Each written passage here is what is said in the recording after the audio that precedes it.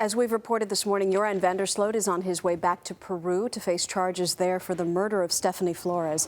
It was 5 years ago this week that he became the chief suspect in the disappearance of another young woman, 18-year-old Natalee Holloway, in Aruba. He was never formally charged in that case. Joining us exclusively from Birmingham, Alabama, are Natalee's stepfather, Jug Twitty, and Carol Standifer, who is a close friend of Natalee's mother, Beth. Good morning to you both. Good morning. Good morning. Jug, you are married to Beth, Natalee's mother. How are you and she and the whole family feeling about the developments in Peru? Well, you know, it's been 5 years now, so we've had some ups and downs through all this. But you know, first of all, my thoughts and prayers go out to Stephanie's parents, and I'm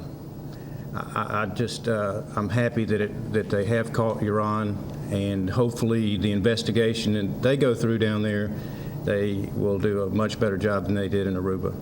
Do you feel that you will finally have answers about what happened to Natalee now that he's been arrested and potentially charged in connection with this new murder? I certainly hope so. I mean, I feel like we could have had the answers in the first couple of days down there had they done their job right. And, you know, this should have never happened, what's happened in Peru. And I actually lay blame on the one person in particular, and that's the chief in charge, Van der Sloot, at that time, because he knew what happened, and it just happened to be some political connections down there and friendship that kind of let, you know, Joran slip off the hook.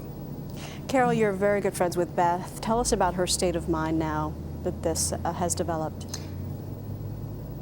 Well, I think she's really a little bit overwhelmed right now, and with all the events that occurred this weekend, she's just really very disturbed. And every Memorial Day weekend, it's hard for her, and it's hard for all of us who went through this, because it brings it back and we remember what happened. And this event in Peru was extremely upsetting and disturbing. And I also want to extend my heart and wishes to the family. I think it's really one of the most devastating things that can happen to a person is to lose a child.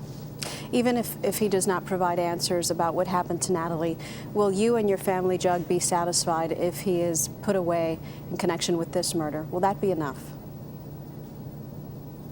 No, it's a start. It's not enough. I mean, I think what Beth has worked so hard for and will continue to work hard for is to find out what happened to Natalee and to find, you know, if there is remains from Natalee. That's what we want. And lastly, are you surprised to find out that the FBI is also charging him with extortion? Allegedly, he accepted money to reveal the location of Natalee's body, which turned out to be false information. Carol, does that surprise you? Nothing in this case surprises me.